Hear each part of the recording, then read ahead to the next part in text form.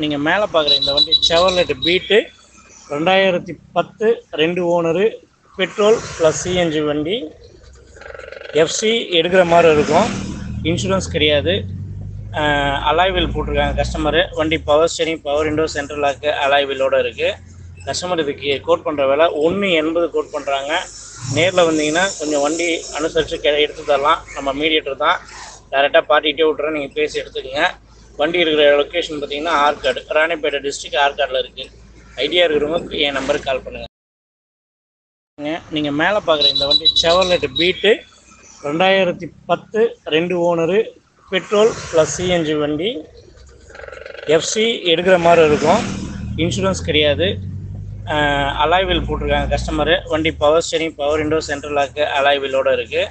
Customer இதுக்கு code பண்ணுற விலை 1.80 கோட் பண்ணுறாங்க. நேரில் வந்தீங்க